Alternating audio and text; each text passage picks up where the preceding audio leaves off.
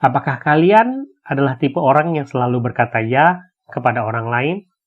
Apakah kalian tipe orang yang selalu berusaha menyenangkan hati orang lain? Bahkan dengan mengorbankan kebutuhan kalian sendiri. Mungkin saja itu adalah trauma dari masa kecil kalian.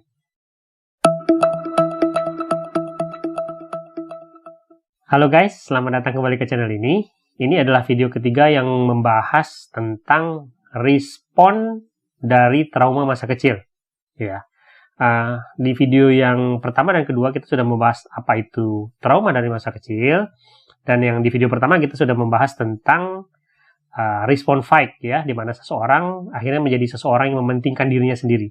Nah, di video kali ini kita akan membahas kebalikan dari respon fight itu, yaitu respon yang bernama fawn, di mana seseorang justru menempatkan orang lain di atas kepentingannya sendiri. Biasanya kita menyebut mereka seorang-orang yang bernama people pleaser, ya, atau orang-orang yang suka menyenangkan orang lain. Gitu. Sang people pleaser ini biasanya juga lahir di keluarga disfungsional, ya. Biasanya tuh adalah anak-anak yang dikondisikan oleh si orang tua, ya, yang biasanya sih punya sifat narsistik sebagai pelayan di dalam keluarganya.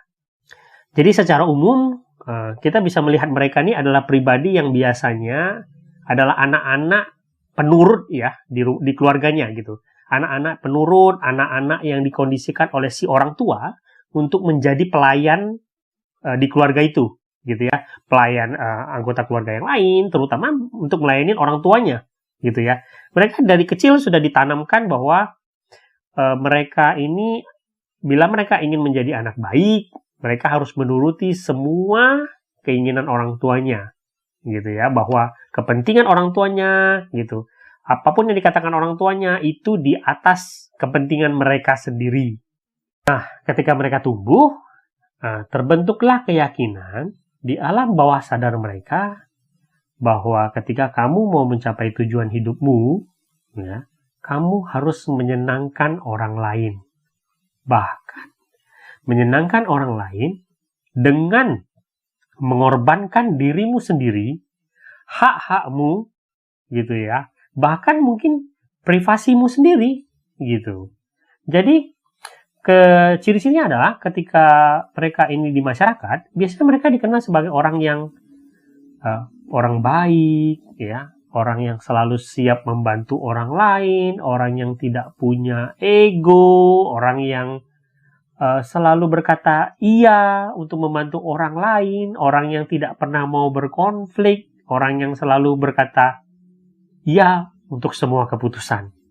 Ini adalah orang-orang yang dengan ciri-ciri people pleaser, ya. Nah, yang jadi masalah adalah orang-orang seperti ini biasanya sering dieksploitasi atau sering dimanfaatkan oleh orang lain.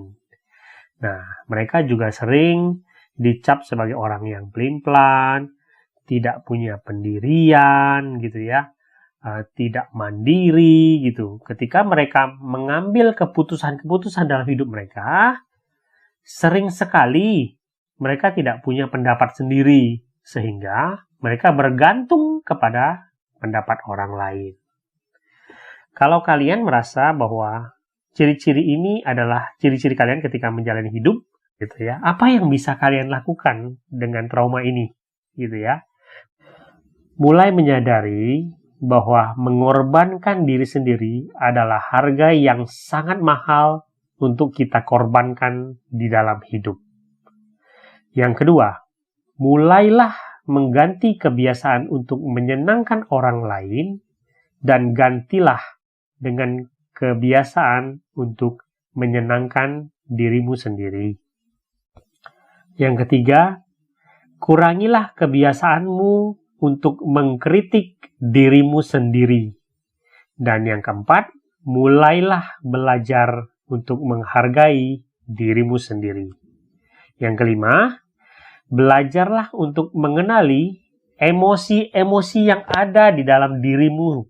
Bukan mengenali emosi-emosi orang lain, tapi belajarlah untuk melihat ke dalam dirimu.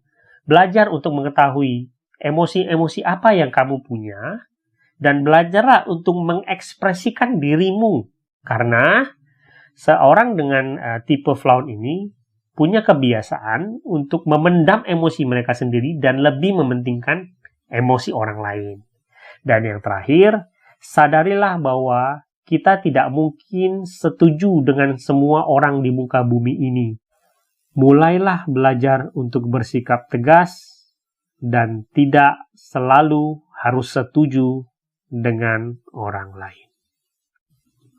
Di video selanjutnya, kita akan membahas tipe yang ketiga, yaitu freeze, di mana seseorang merespon trauma masa kecilnya dengan mengasingkan dirinya.